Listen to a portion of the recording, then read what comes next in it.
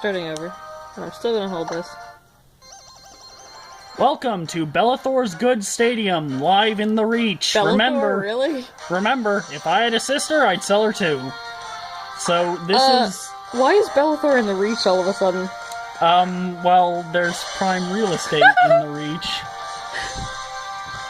Anyway, it's gonna be a low-quality fight because we're recording this on a cell phone, but, well... It's good enough for Ricky to see who wins. Yeah, and I might send this to some other friends so they can tell me to fuck off. Now... I still can't believe that. I will never believe that. Because it's a fucking Smeargle, man. I wanted to get rid of it as quickly as possible, and I got a little bit too Yes, well, my aggressive. Smeargle... Well, even if it hadn't, right? Even if it would have killed it, I carry Focus Sash. So... Yeah, that's right. So it wouldn't have mattered. This would have happened anyway. Yeah. Although you waking up was kind of a not cool thing. I wanted to get rocks up, but whatever. I'll have to put it to sleep next time. If I even bring it next time. Yeah, we'll see. I forgot about the whole fighting type versus bug thing. I really did. That's the only reason that I used Aura Sphere, was because I forgot. Oh, it still hurt. It did hurt, but it didn't hurt enough. But I guess if it had hurt more, you wouldn't have used Swords Dance. I got a little bit overzealous here, and I lost my scissor because of it.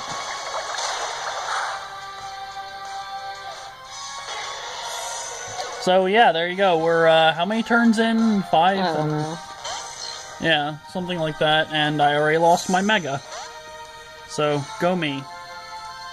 Well, the funny thing is that I don't really carry anything that can counter your party effectively.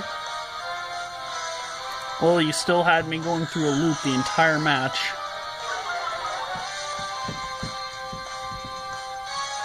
This is gonna be a really shaky video. Yes. Such is the way of holding phones. Yes, well. And here we have Flamethrower not doing anything. You can see how much HP that I actually did.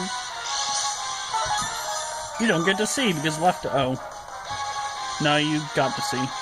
Okay, so I thought at that point that you had your, like, Marvel scale active again, but apparently you didn't. No, by 6 HP. Oh boy, I remember this part. This is where we spend, like, 10 turns doing nothing. I mean... You tracing multi-scale is probably the worst thing that happened to... No. It's the second worst thing that happened to me in this fight. The worst thing that happened to me in this fight was your Aegislash's, Rocky helmet. Oh, that's the worst thing that happened to me in this fight. Yes. This thing tracing multi-scale is the second worst thing that happened to me in this fight. At that point, I used Discharge because I thought you were going to switch back to Mega Blastoise and I wanted to get a solid chunk of your HP gone. Oh, really? Yeah, because I knew that your Dragonite would probably not be, offensive enough to take out my, Porygon. You didn't know that I had Roost at this point, either. No, I didn't. Because at the time, I thought that was just an offensive Dragonite and that I wasn't doing very much to it because it wasn't an effective attack. I didn't realize that you had actually made a, defensive Dragonite, which worked very well for you. I mean, shit, look at you tanking these Ice Beams. Yeah, that kind of didn't do much. But multi-scale was active for that. Yeah. Also, Porygon 2 is a tank, not an offensive attacker itself, but the 4 times damage, I would have expected more than that. And this is where I learned you have Roost. Yeah. Which also makes you take less damage from Ice Beam, incidentally. Very true. Which is why this was even less effective. Yep. That's a pretty sad Ice Beam. But around here, I just sort of realized this is not gonna work. I'm gonna run out of PP, and we're just screwed. I guess one of us eventually had to make the move. Yeah. Because we weren't gonna very effective, because neither one of us was carrying, Toxic or anything. Yeah. So we couldn't wait each other out. That would have been a deal breaker.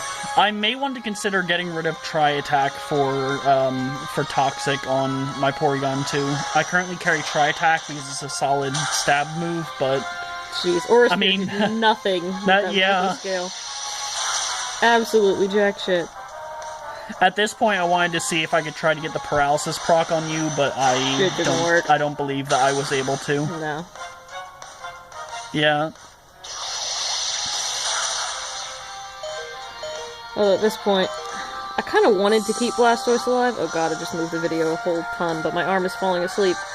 Do you want me to try and help? No, I'm good. Alright. I wanted to keep Blastoise alive. I mean, it'll be evident later that I screwed up in that, but whatever. Blastoise really carries absolutely nothing that's effective against a Tentacruel. It just doesn't. I'll give my commentary on the Blastoise thing when it happens. Wait a minute, you forgot that I had Dazzling Gleam and I used it here? I keep forgetting you have Okay, I've forgotten 4 times that you had Dazzling Gleam on that Tentacruel. I don't remember. I really do not. Yeah. And this is where I finally just said, fuck it, it's time to start setting up.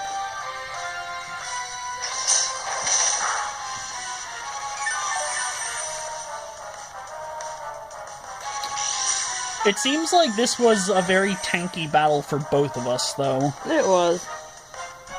Like, it was a lot of push and shove. And I did get the paralysis healing. Yes, I remember this, and that was... Actually, that wasn't the worst thing your Jirachi did to me. The worst thing my Jirachi did to you comes later. Let's leave it as a little surprise. Okay. Yeah, the Stealth Rocks probably screwed me over, because I took Rapid Spin off of Blastoise and replaced it with Dark Pulse, which I never actually used in this battle. Yeah, and your Smeargle, of course, was the first thing that went. That may have actually helped you if you had kept it. Well, Smeargle, there's no way to keep a Smeargle alive. This is where I got the Rocky helmet thing. Yeah, that Rocky helmet, I mean... Because, honestly, the only things that would have been able to take out Aegislash are physical attackers. And actually, a good portion of my party is physical attackers. So that Rocky helmet really, really screwed me over. Yeah.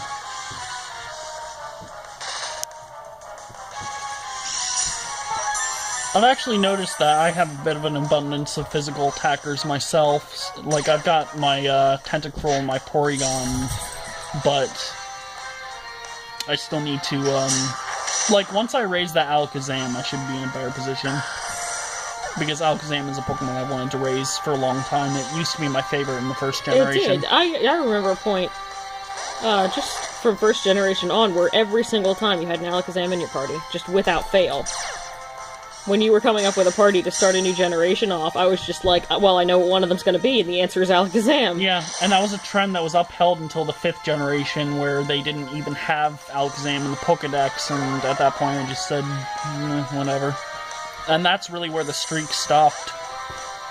Now, at that point, I regretted banding Pangoro, because I would have liked to just do a parting shot immediately, and get that off on Aegislash, but... Yeah, at this point I was hoping I could start setting up on you, but, This is where the thing happens and I get mad. But Rocky Helmet, I mean, honestly, there was more damage being done to me than you. Yeah, Ironhead was... I probably should have predicted that too. At this point in the battle, I still thought Jirachi had Psychic, and I wasn't sure why you... There! Yep. Right there! Flinched. Anyway, I still thought that you had Psychic, and so I, It's freaking physical Jirachi, man. Yeah, I should have anticipated the switch there, but I didn't.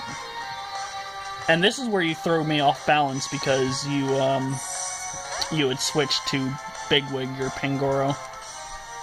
And I was worried that I wouldn't be able to get King's Shield twice, so I switched Powdon back in so I could get Sandstorm going again. Little did I know that... I think. I mean, I don't... Parting Shot was not really a screw-up, because if you'd kept Aegislash in, then that would have lowered it would have lowered your attack slightly. Yeah, I would have still had 3 boosted stages, though, so it may have it's better for me that you removed it. Yeah. And this is where you kind of... The Stealth Rock Sandstorm combination, I did not survive that. If I didn't have Sandstorm going, though, Blastoise easily could have gotten another attack off. Probably true, yeah, but it wouldn't have done much. Yeah, you but basically... like, your Blastoise Kicked my ass by was this point. faster than everything except for Tentacruel, so I would have expected you to get at least one off. Now, at that point, I probably confused you with what I used, but you didn't know at the time that I was, Anticipating a switch? No. That I was locked in.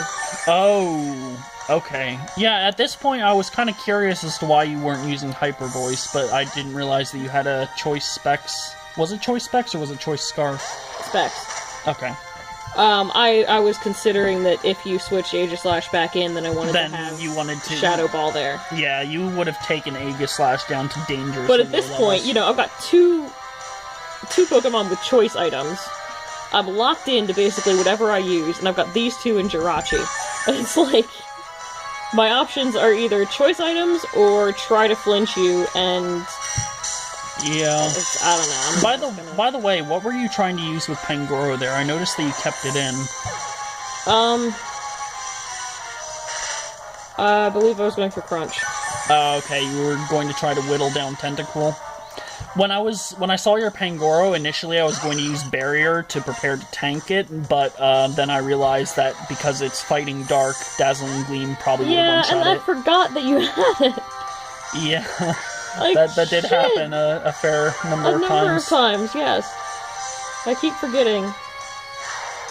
And people watching this video who happen to know Pokemon stats, you may notice that the sticky web, like, I was feeling pressured by the sticky web the entire match, but you may notice that a lot of my teammates are slow, like, naturally slow. The sticky web was mostly because I was...